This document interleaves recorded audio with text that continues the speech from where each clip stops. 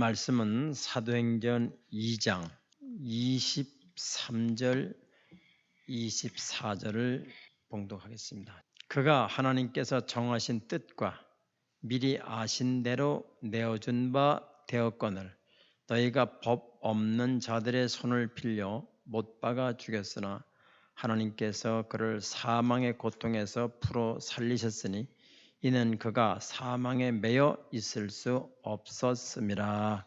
아멘. 오늘 부활절 말씀은 우리 원로 목사님께서 전해 주시도록 하겠습니다. 목사님 나오시겠습니다. 기도하십시다. 2021년도 부활절 예배에 참여하게 하신 하나님의 은혜 앞에 감사합니다. 이 자리에 모이신 우리 성도 여러분들에게 성령의 은혜가 임하게 하시고 예수 그리스도의 부활을 모두 참여할 수 있는 하나님의 축복의 백성이 되게 하여 주시옵소서. 평강의 하나님이 함께 하시기를 바라며 예수님의 이름으로 기도합나이다. 아멘. 사람의 인격은 사람의 말에 있어요. 말은 사람을 속이기도 하고 꼬시기도 하고 인생을 망치기도 하고 살리기도 하는 거예요. 그런데 우리 예수님은 성경에 말하기를 하나님의 말이라 그랬어요. 예수님은 하나님의 말씀이에요. 예수님이 하나님이에요. 근데 이 예수님께서 제일 많이 말씀하신 것이 천국이에요. 천국.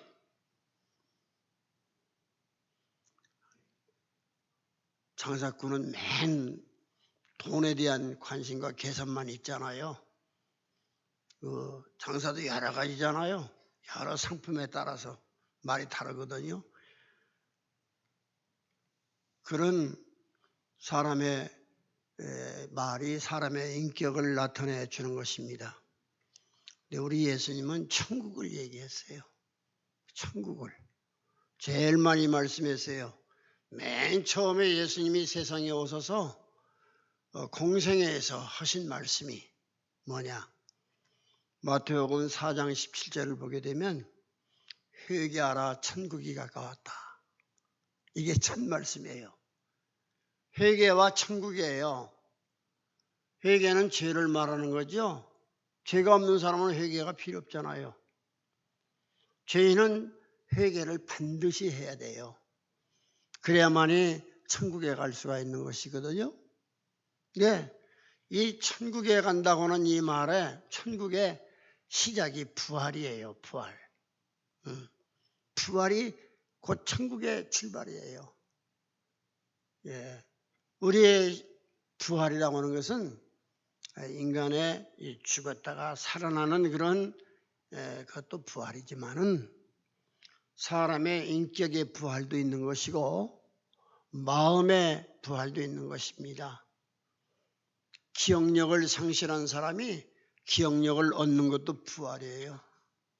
병들었던 사람이 고침받는 것도 부활이에요. 가난한 사람이 하나님의 축복을 받아 부유하게 된 것도 부활이에요. 경제적으로. 이 부활에 참여해야 돼요. 우리는 부활의 사람들이 모두 되어야 할 줄로 믿습니다. 이런 사람들이 되는 것이에요. 이 부활의 시작은 부활은 곧 천국의 시작이에요. 천국 바로 그 자체예요. 우리는 이 부활절을 맞아서 예수 부활했다고 아무리 얘기해야 예수의 부활과 나와 무슨 관계가 있느냐 이거예요. 그렇죠? 남이 아무리 잘 살고 부유하게 잘 살고 뭐 지식이 많고 해도 나와 관계가 없으면 안 되는 거예요. 우리는 예수님을 믿는 믿음의 관계를 가지고 있잖아요. 믿음은 곧 생명이 흐르는 거예요. 믿음에는 생명이 흐르는 거예요. 우리는 이 성경 말씀을 가지고 하나님의 말씀으로 믿고 사는 저희들인데 예수님께서는 자신의 죽음을 보통 말씀 전할 때 여러 군데서 얘기를 했어요. 예수님은 죽는다. 예루살렘에 가서 죽는다. 선지자는 예루살렘 밖에서 죽는 법이 없다. 이렇게 우리 예수님은 자기의 죽음을 얘기할 뿐만 아니라 부활을 말씀하셨어요. 부활. 이렇게 죽지만은 나는 부활한다. 이 말씀을 자세하게 설명드리는 말씀이 누가복음의 18장에 기록이 되어 있어요. 누가복음 18장 말씀을 조금 설명을 드리려고 합니다. 누가복음 18장 32절 34절이에요. 인자가 이방인들에게 넘겨져. 이 인자는 예수님이죠. 인자가 이방인들에게 넘겨진다. 어디서부터 어디로 넘겨지느냐? 누구에게로부터 누구에게 넘겨지느냐? 유대인에게서 이방 사람에게 넘겨지는 것이다. 유대 사람들이 예수를 잡아가지고 이방 사람인 빌라도에게 넘겨주었어요. 죽여달라고. 그 죽여달라고 넘겨주는 것이 뭐죠? 저 사람 죽이게 해달라고. 지금도 그런 일 많아요. 주로 현세에서는 필리핀 같은 데는 청부살인이 많아요. 조심해야 돼요. 그런 데는 저 사람 죽여달라. 내가 돈 얼마 주겠다. 이런 청부살인이 있거든요. 그것처럼 유대인들이 빌라도에게 예수를 죽여달라. 이렇게 넘겨준다 이거예요. 예수님이 다 알고 예수가 예수 자신의 미래를 예언한 거예요. 아시겠죠? 예수님이 예수님 자신의 미래에 있을 것을 예언하는 것이에요. 인자가 이방인들에게 넘겨져 희롱을 당한다. 십자가에 죽기 전에 많은 희롱 당했잖아요. 능욕을 당한다. 능욕을 당한다. 사람 죄인들이 하나님이신 예수를 조롱하는 거예요. 말도 안 되는 일이죠. 예. 어떤 정신 나간 사람이 보니까요, 한참 걸어가더니 말이요. 여보, 당신 뭐야? 나중에 들어본 게 하나님한테 그러고 있더라고요. 길거리 서가지고 정신 나간 사람이에요, 그 사람은. 그러듯이 죄인들이 하나님을 향하여 우롱하고 조롱하는 이런 풍경이 이루어진다 얘기입니다. 능욕을 당하고 침뱉음을 당하겠으며 아주 구체적으로 이렇게 말씀하셨어요. 예수님이 그렇게 된다는 거예요. 앞으로 예수님이 죽기 전에 이렇게 말씀을 하시는 거예요. 침뱉음을 당하겠으며 그들은 채찍질하고 나의 몸에다가 채찍을 댈 것이다. 채찍질 나는 당하게 된다. 그를 죽일 것이다. 최종적으로 그들이 나를 죽인다. 그러지만 그는 3일 만에 살아나리라. 나는 3일 만에 살아난다. 예수의 미래를 예수님이 예언을 한 거예요. 살아계셨을 때에 이거보다 더 확실한 부활이 없잖아요. 예수님은 부활을 말씀한 거예요. 예수님이 생시에 그렇게 얘기한 거예요. 그런데 문제가 생겼어요. 그 문제가 뭐냐? 누가복음 18장 34절에 제자들이 이것을 하나도 이 말씀을 들었지만은 제자들이 예수께서 하신 이 말을 하나도 깨닫지 못하였다.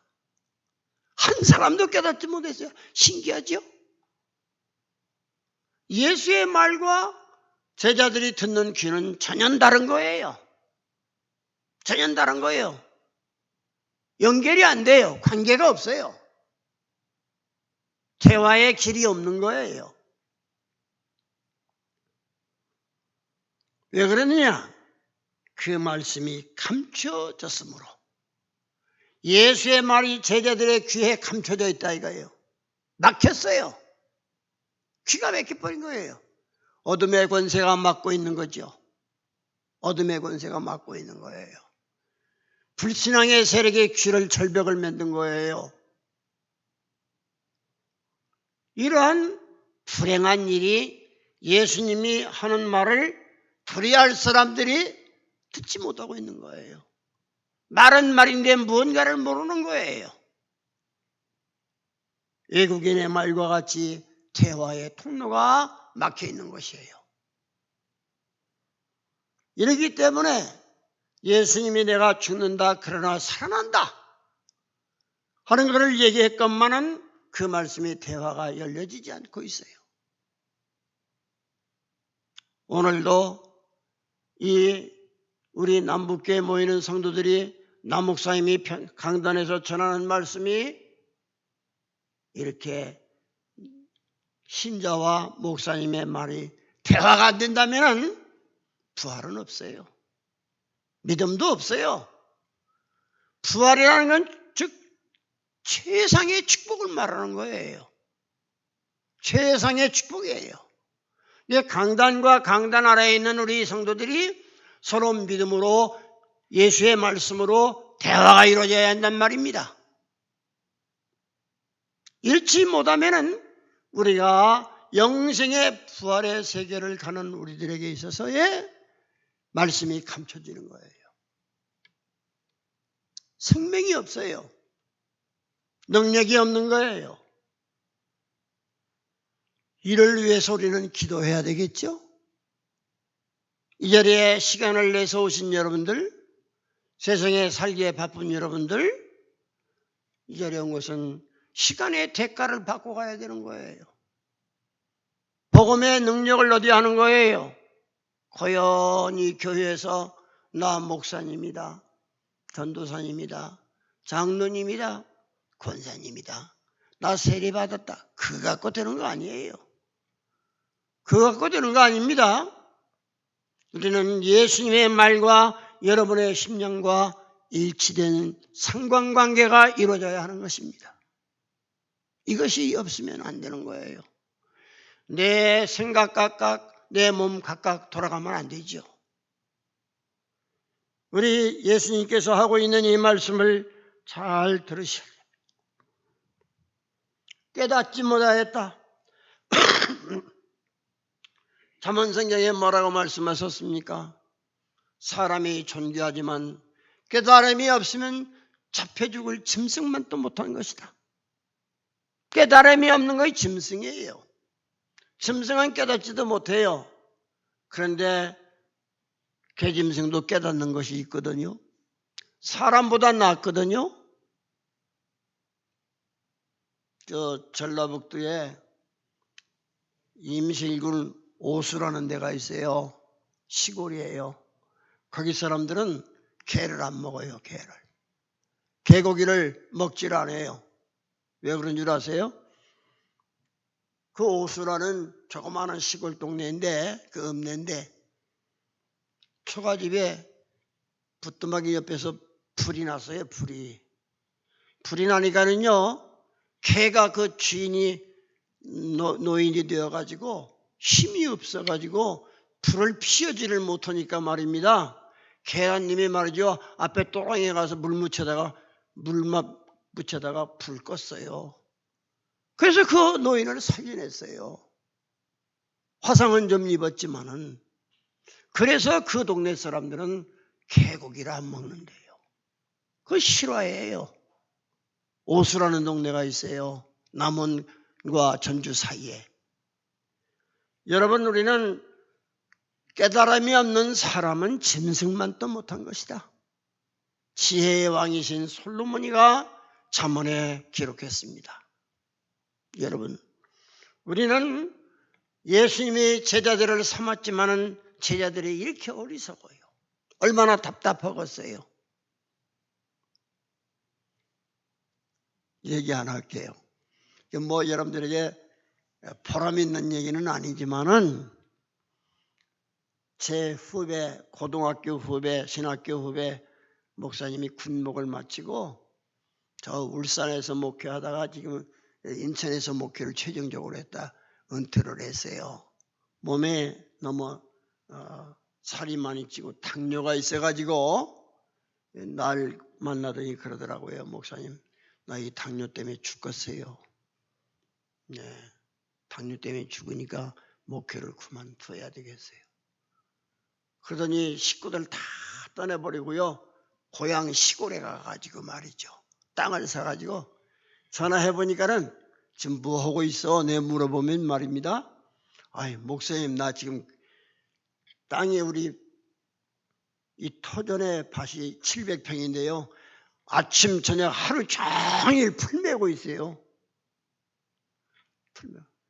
그랬더니 말입니다. 120kg 나가던 그 몸이 말이에요. 지금 62kg로 떨어졌어요. 반절로 죽었어요. 반절로. 그래서 몸이 좋아졌어요. 그래서 가만히 생각하니 이제 먹고 살 것이 생각이 해결이 되어야 하겠더래요. 그래서 생각을 한 것이 뭐냐면은 친구들이 자꾸 찾아와서 너 이러면 거지 되니까 나하고 함께 집을 지차고 그러더래요. 집을 지차고. 그래서 반절 투자해서 집을 지어가지고요. 사는데 작년에 내가 물어보니까 22채 지었대요. 지어서 팔고. 아니, 목사하던 사람이 어떻게 예수님도 목수했지만은 그렇게 해가지고 장사를 잘하냐고 했더니 그 사람이 한 말이 있어요. 그 목사님이 이 얘기 하려고 하는 거예요. 목회할 때 속창아리 다 빼내고 내 생각 다 빼내고 그저 무식한 사람 앞에서나 지식 있는 사람 앞에서나 바보 노릇해가면서 목사하던 사람이 세상에 나와서 그렇게 사니까 못할 것이 없더랴. 못할 것이 없더랴. 그래서 해봤더니 돈이 붙네요. 그래서 사모님 인천에서 아주 병든 사람들 도와주고 이러는데 거기에 내가 한 달에 200만 원씩 보내줘요. 그러더라고요. 한 달에 2번씩 만나고. 뭐냐? 예수 그리스도의 복음을 전하는 목사가 속창아리 다 빼내고 무식하고 못난 사람들 앞에서 그냥 머리 숙이고 살던 그 목회하던 그런 방식으로 세상 나가니까 못할 것이 없더래. 무엇이든지 할 수 있겠더래. 그렇게 하면서 살다 보니까 내가 죽으니까 돈이 생겨나더래. 그래서 아주 재밌게 건강 찾고 이렇게 하고 있습니다. 그 11조도 내가 많이 내고 있다고. 이렇게 말씀을 하는 소리를 들었습니다. 여러분, 세상에 사는 생활도 그러하거든. 오늘날 우리가 예수 믿는 성도들은 적어도 교회 와서 목사님이 전하는 말씀을 들을 수 있는 귀는 열어줘야 돼. 그것이 기본이에요. 예수님의 부활을 얘기하고 죽음을 얘기했지만은 이 말씀이 감춰져 가지고 안 들리는 거예요. 안 들리는 거예요. 그러니까 또 속된 말로 귀머거리죠. 그러니까 뭐가 움직이질 않는 거지 않습니까? 여러분, 우리 예수님이 이렇게 부활을 얘기했어요. 부활을 얘기했는데 그 말을 믿은 사람은 아무도 없어. 안 들리니까. 이런 불행한 사람이 교회에서 신령한 귀머거리가 있어서는 안 됩니다. 영의 귀를 열을 수 있도록 문제를 해결해 나가야 할 줄로 믿습니다. 예수의 부활 아무리 얘기해봐야 귀먹었는데 안 들려요. 들어야 돼요. 복음은 들어야 돼요. 말을 들어야 돼요. 베드로가 예수를 부인한 사람이죠. 3번이나 부인했죠. 나 예수님 모른다고 않겠다고 그랬죠. 그건 자기의 결심이에요. 자기의 사상이었어요. 위태로운 자리에 들어가 제 생명이 위험해지니까 예수님을 모른다고 부인했잖아요. 그렇죠? 저주하면서. 그 저주는 예수님을 저주한 저주가 아니라 자기가 자기를 저주해가면서 영어 성경에 보면 himself라고 되어 있어요. 내가 나를 저주해가면서 내가 예수를 알면 나는 사람 새끼가 아니라고 말이야 하는 식으로 우리 예수님을 모른다고 저주했던 사람이에요. 왜 그랬을까? 우리는 사고방식을 바로 가져야 할 줄로 믿습니다. 우리가 일상생활에 제일 많이 쓰는 말 언제 내가 설교하면서 말씀드렸어요. 어머 어떡하지? 그러죠. 어떡하지란 말은 방법론이에요. 방법을 찾는 거예요. 불이든 의든 사랑이든 미움이든 그냥 무엇이든 되니까 방법만 찾는 것이 어떡하지예요. 그렇죠. 이 사고방식이 헬라의 사고방식이에요. 그리스, 헬라 나라의 방식이에요. 사고방식이. 그런데 성경은 왜요? 왜 예수를 믿어야 하느냐? 오늘 이 시간에 왜 내가 예배에 참여해야 되냐? 내가 왜 예수를 믿어야 하느냐? 이걸 풀어야 돼요. 내가 왜 이렇게 가난하냐? 내가 왜 인생에 이런 신세가 됐느냐? 이걸 풀어가야만 인생이 해결되는 거예요. 바보처럼 멍청처럼 철푸덕 앉아가지고 아무 생각도 없이 인생의 세월을 낭비하지 말라는 얘기예요. 이 문제를 해결해야 돼요. 밤을 새워가면서 기도하면서. 왜 베드로가 예수를 배반했을까? 자기 목숨 생각해서 안 죽으려고 그랬던 거죠. 거기에 목매달았던 것이에요. 예수님이 이렇게 부활을 얘기하고 죽음을 얘기하고 부활을 얘기했는데 예수를 따라다니는 사람들이 예수의 죽음과 부활 많이 얘기했어요. 야, 세상 사람들이 나를 누구라고 하대? 세례 요한이라고 합니다. 에레미야라고도 합니다. 선지자 중에 하나라고 합니다. 너는 나를 누구라고 하냐? 주는 그리스도시요 살아계신 하나님의 아들입니다. 바유나 시몬아, 옳다. 네가 바르게 얘기했다. 호서 예수님이 바로 마태복음 16장에서 뒤에 내가 죽는다고 얘기하니까 예루살렘에 올라가서 이런 고난을 당한다 하니까 베드로가 안 됩니다. 그랬어요. 안 됩니다. 그럴 수 없습니다. 예수님 뭐라고 했어요? 사탄아 내 뒤로 물러가라. 이게 뭐라 했어요? 대화가 안 되는 거예요. 사탄아 내 뒤로 물러가라. 대화가 안 되는 사람은 사탄이에요. 예수님과 대화가 안 되는 사람, 성경과 대화가 되지 않는 사람, 설교 말씀과 대화가 안 되는 사람은 사탄이가 되고 말아요. 너는 사람의 일만 생각하지 하나님의 일을 생각하는 사람이 아니다. 여러분 마음에 분규가 되고 금이 가고 파괴가 되는 그런 사건이 벌어져야 하는 겁니다.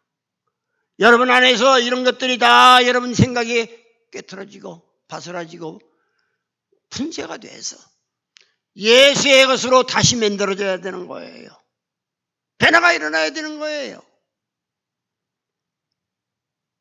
예수님의 부활, 나 이렇게 죽고 부활한다 하는 말을 수없이 얘기했는데 예수님이 죽던 날 예수 따라다니던 사람들, 특별히 여자들 어떻게 했어요? 상점에 가서 향유사라 댕겼죠? 향유사라 댕겼죠?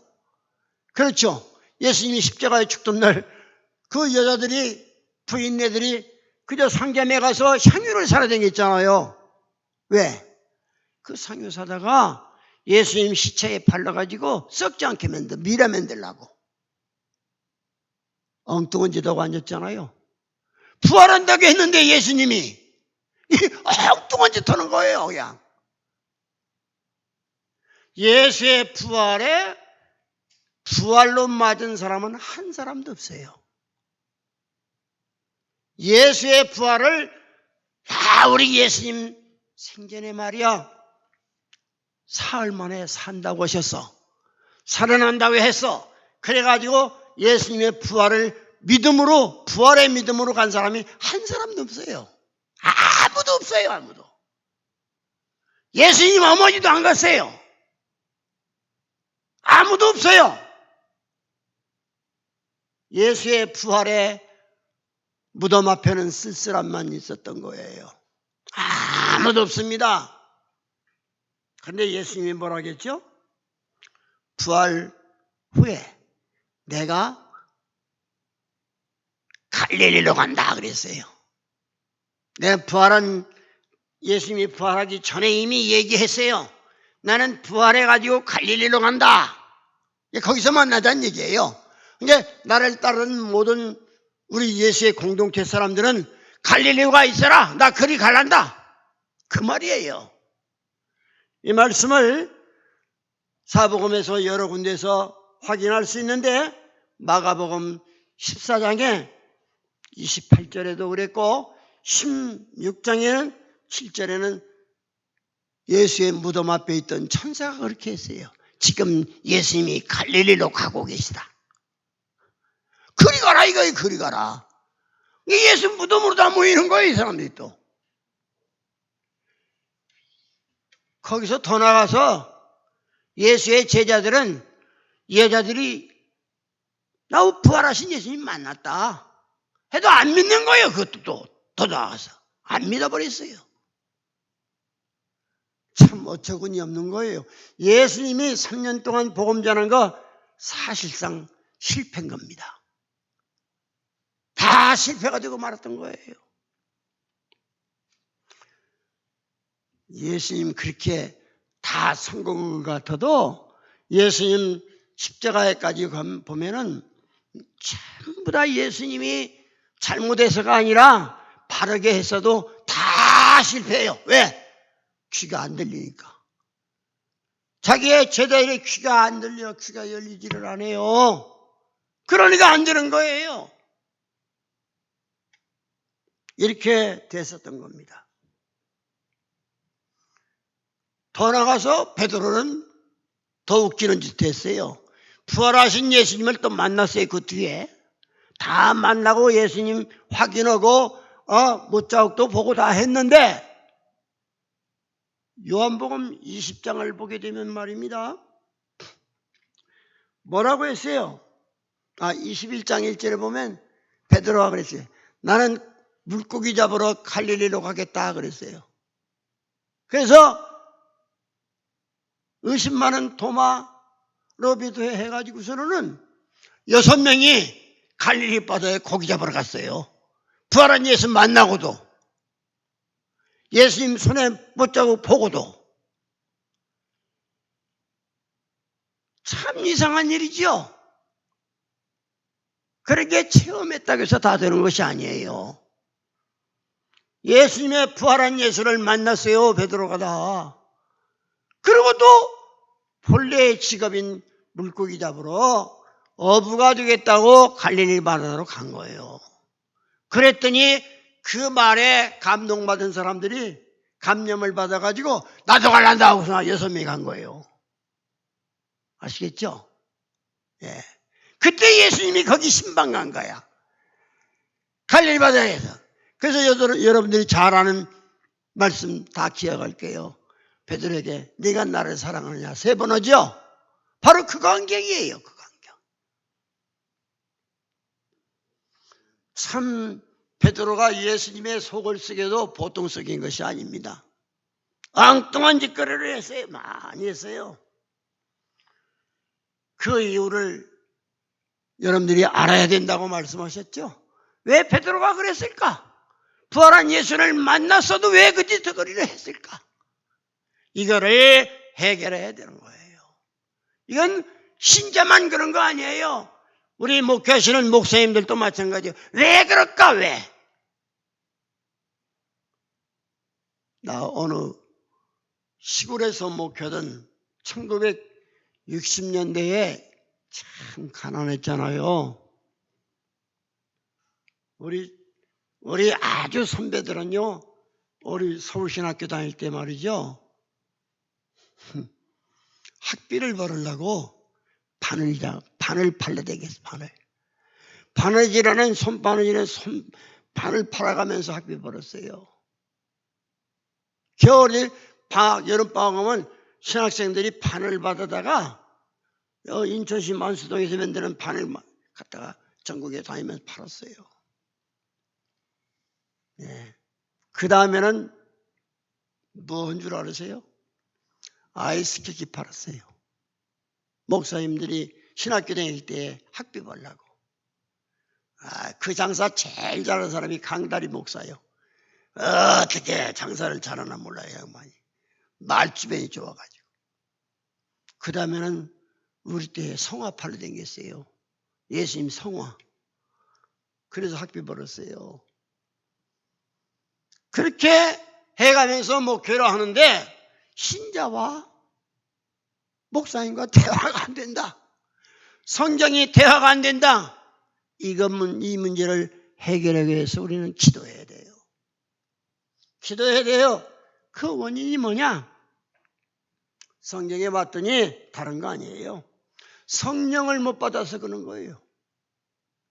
성령을 받아야 하는 거예요. 성령을. 대화가 되려면 성령을 받아야 하는 거예요. 성령을. 그래서 우리 성경에 보니까 뭐라고 말씀을 하셨는구니? 요한복음 제15장 맨 끝에서 두 번째 절 26절에 내 아버지께로부터 너에게 보낼 보혜사 성령이죠. 보혜사 곧 아버지께로부터 나오시는 진리의 성령이 오실 때에 그가 성령이 나를 증거하실 것이요 그랬어요. 성령이 오시면 예수님을 가르쳐 준대요. 알겠어요? 동정녀 마리아에게 잉태된 성령으로 잉태된 예수는 성령을 받아야 하는 거예요. 동정녀 마리아에게 잉태됐다고 아까 우리 신앙 고백하셨잖아요. 성령이 오면 예수를 가르쳐 주는 거예요. 예수님은 동정녀였는데 성령으로 잉태됐다. 우리 예수님은 십자가에 죽은 예수다 하는 십자가의 예수의 의미를, 예수의 피를, 예수의 살을 우리에게 성령이 오시면 알려주는 거예요. 예수의 전 인격을 성령에 알려주는 거예요. 그 성령이 부활도 알려주는 거예요. 아시겠습니까? 부활하신 예수님의 부활을 성령이 오셔가지고 예수를 증거해 주신대요. 그러니까 우리는 성령을 받아야 돼요.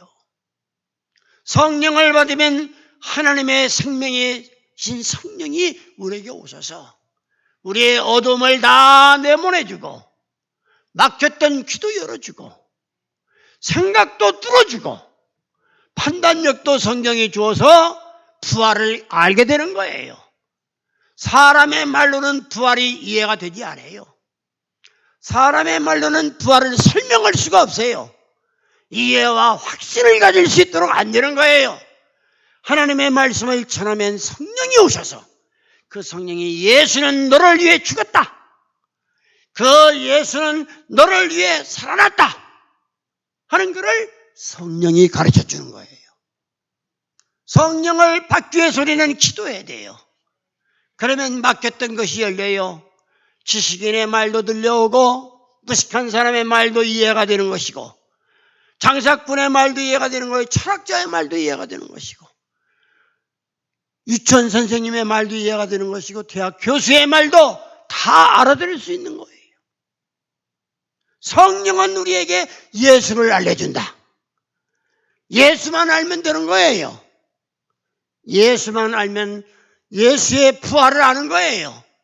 부활을 알지 못하면 우리 믿음은 헛것이라고 바울 사도께서 고린도전서 15장에 말씀했어요. 부활이 없으면 우리의 부활도 없다고 그랬어요. 여러분, 부활은 생명이에요. 천국의 문이에요. 천국의 시작이에요. 그러므로 이 부활절은 하나의 절기가 와서 우리가 축하하고 즐거워하는 것이 아니에요. 그 부활한 예수님의 생명이 나와 하나가 돼야 돼요. 일치가 돼야 돼요. 생각이 하나가 되고 마음이 하나가 되고 목적이 하나가 되는 거예요. 그래서 예수님이 나와 하나. 바로 이것을 예수님은 뭐라고 설명했습니까? 예수가 내 안에, 내가 예수 안에 있는 자가 되어야 됩니다.